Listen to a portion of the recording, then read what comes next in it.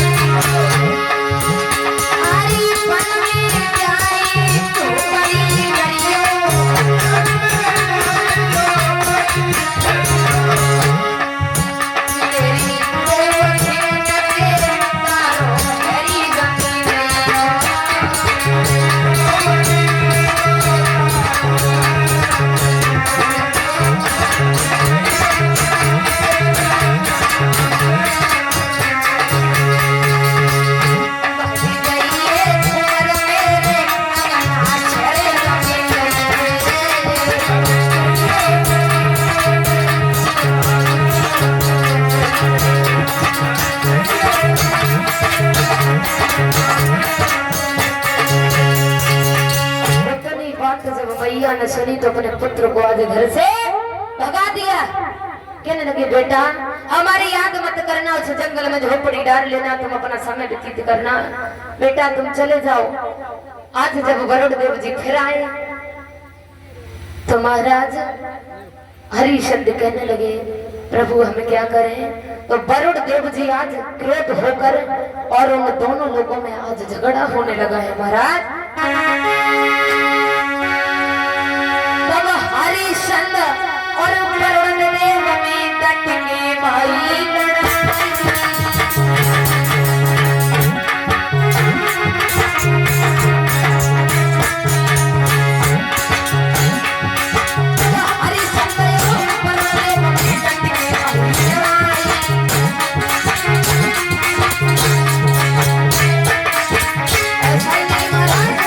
आज हरिश्चंद्र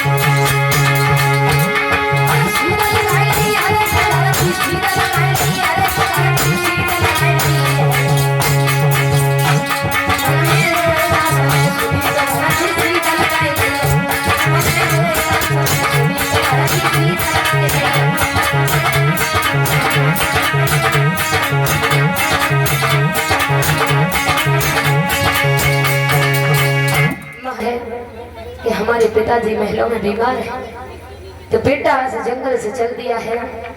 और जो लेकिन रोहिदास को पता था कि हमारे पिताजी से गरुड़ देव जी बार बार आते हैं। तो अजीतगढ़ के जो राजा थे, जो विश्वामित्र के बहनोई थे महाराज, उनके बहनोई के 3 पुत्र थे। बड़ा पुत्र महाराज को प्यारा था, छोटा पुत्र उनकी पत्नी को प्यारा था, एक बीच वाला पुत्र ना माँ को प्यारा और ना बाप को प्यारा। महाराज ऐसा हो सकता है? चाहे मैया के 5 पुत्र हो चाहे 10 पुत्र हो, किसी के लिए प्यार कम हो सकता है? जो भाई 2 बच्चों के लिए उठाई है,